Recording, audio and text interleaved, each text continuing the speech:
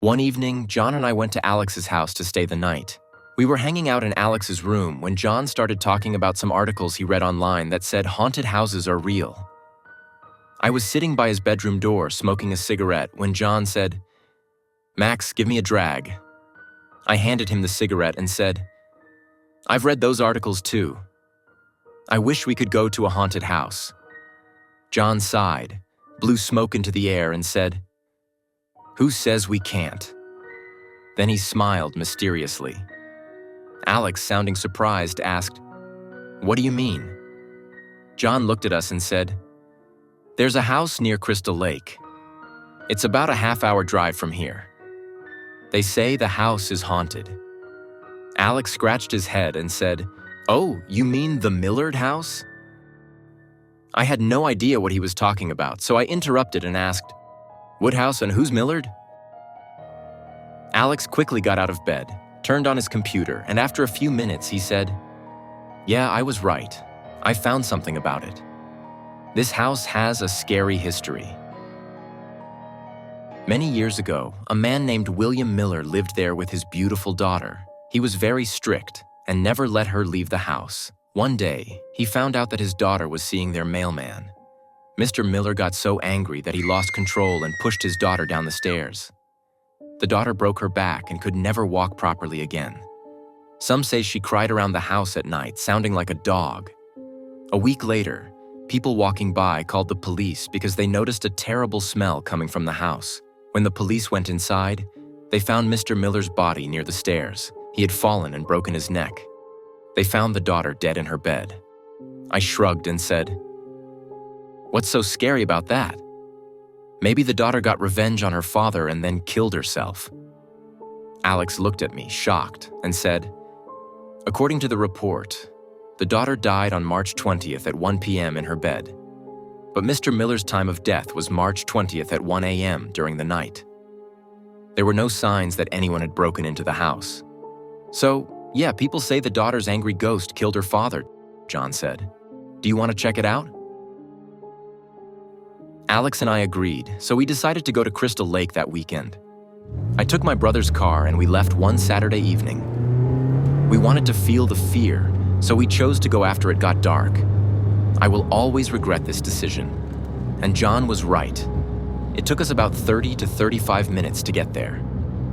Crystal Lake was the perfect name for the place. The water in the lake reflected the starry night sky like a mirror. We parked the car by the lake. It was a full moon night, and the moonlight lit up the entire area. The Millard house stood like a giant on the other side of the lake. We didn't realize we would have to cross the lake to get to it. Luckily, there were 2 small boats tied to a wooden dock by the lake. The atmosphere around us felt very creepy because of the wide open space. We could hear every little sound, the crickets chirping, the wind blowing, and the water moving in the lake. Alex locked the car, and we got into a boat. Alex and I started paddling while John set up our flashlight. When we reached the other side of the lake, the house looked even scarier than before. The broken windows were hanging as if they could fall any second. Weeds had grown all over the walls of the house. There was no light coming from the house. We stepped onto the porch and pushed the front door. It creaked loudly when it opened, showing no one had been there for years. John shined the flashlight inside, and a whole bunch of bats flew over our heads, scaring us badly. I said nervously, "Guys, are we sure about this?" John replied, "Come on, stop acting like a kid." Alex and John went inside, and I had no choice but to follow them.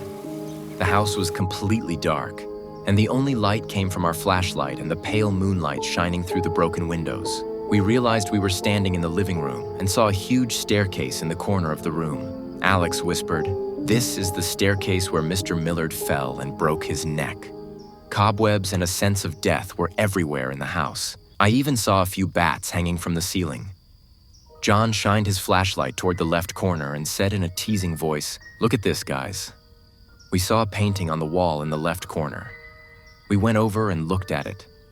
The painting showed an old man with an angry face standing in front of a window. with a girl around 17 or 18 years old sitting on a chair next to him. "This must be Mr. Millard and his daughter," Alex said. The girl was actually pretty, but even in the painting, you could tell how deeply sad she looked. "It looked like she was about to cry any second," John said sarcastically. "If she were mine, I'd keep her locked away too." I was getting really annoyed with his disgusting jokes. I said, "You shouldn't say things like that. It's disrespectful. Think about all the pain she went through." John just shrugged and replied, "Yeah, whatever." He started walking toward the staircase. Alex asked, "Where are you going?" John answered, "Let's check out the daughter's room. We've come all this way. We might as well explore the house a little. It's pretty clear there's no ghost here." Alex began following him, and I turned to go with them, but then I thought I heard a giggling sound. I stopped and said, "Guys, did you hear that?" Alex replied, "You know what, Max?" Before I could explain what I just heard, I heard John call from upstairs. "Come on, stop with the girly tantrums." I felt really insulted and decided not to say anything to John. As I walked upstairs, I could hear the wooden stairs creaking under my feet. When I got upstairs, I saw Alex and John standing in front of a closed door. I asked, "What's going on?" Alex replied while turning the doorknob, "I think the door's stuck. It won't open." He then said, "Hold the light. Let me try." He tried really hard, but couldn't open it. We stood there thinking about what to do next when we suddenly heard a giggling sound. We all jumped at the sudden sound. I said in a panic, "Alex, I heard that sound downstairs. I think we should leave now. We've had enough." John shined the flashlight around, but we couldn't see anyone. Then he said, sounding curious, "Maybe the sound is coming from this room."